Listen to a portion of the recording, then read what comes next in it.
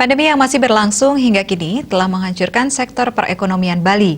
Dalam usaha untuk meningkatkan perekonomian masyarakat, mengemuka usulan agar Pemkot Denpasar bersama stakeholder meminta ke Pemprov Bali untuk bisa membuka sektor pariwisata minimal akhir tahun ini.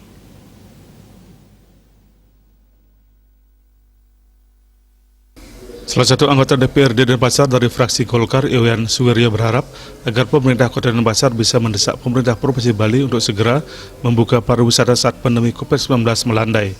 Pihaknya berharap minimal pada akhir tahun ini, Bali khususnya Denpasar sudah bisa menerima wisatawan setidaknya untuk wisatawan domestik. Kebijakan ini diperlukan untuk bisa meningkatkan ekonomi masyarakat yang kini banyak terkena PHK akibat industri pariwisata yang tidak jalan. Selain itu, pihaknya juga meminta Pemkot membantu pemasaran UMKM, ekonomi kreatif masyarakat yang sebelumnya bekerja di sektor pariwisata, juga memberikan pelatihan-pelatihan bagi masyarakat terkena PHK atau yang dirumahkan. Dalam bidang sosial, warga miskin dan warga yang terkena PHK banyak yang tak terdata dengan baik, sehingga pada saat pembagian BLT atau sembako, khususnya warga tidak mampu dan yang dirumahkan serta PHK justru tak mendapatkan haknya.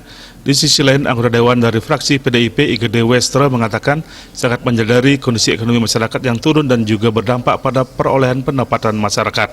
Misalnya saja akibat pandemi ini, perolehan pajak hotel dan restoran mengalami penurunan. Asmara Putra, Bali Pos melaporkan.